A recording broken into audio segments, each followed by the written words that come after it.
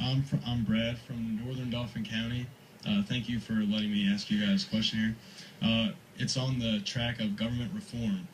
There's a recent study by ABC 27 News saying how many legislators make over $100, $200, and $300,000 a year. What would be your stance on cutting salaries for legislators and also about term limits for older legislators and their old policies that don't work anymore? We need new policies in place. Excellent question. My campaign, you're going to hear more and more, I am an advocate for constitutional convention. I believe it's time for us to have a constitutional convention because it's at that level that these issues would be able to be addressed. And because they're not being addressed for various reasons that we would understand by our legislatures at times.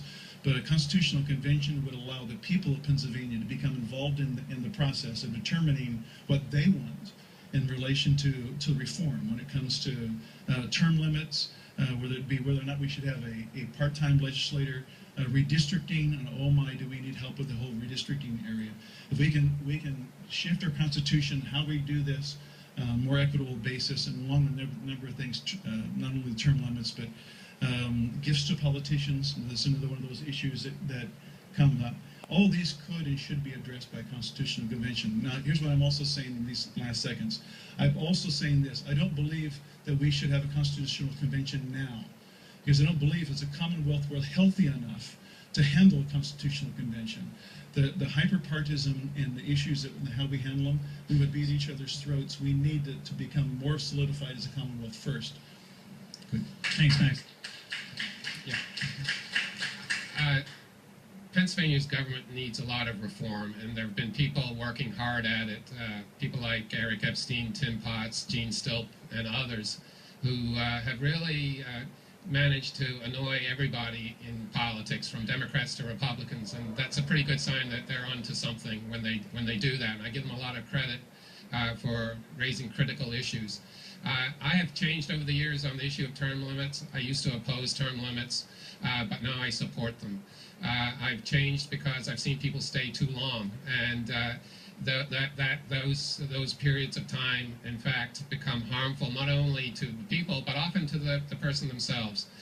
So I strongly also support redistricting commission, have a nonpartisan redistricting commission. This area in particular, this area in particular has been ravaged by gerrymandering by the Republican majority in the House.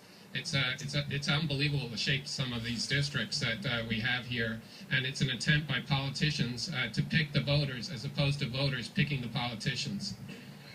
Thanks, John.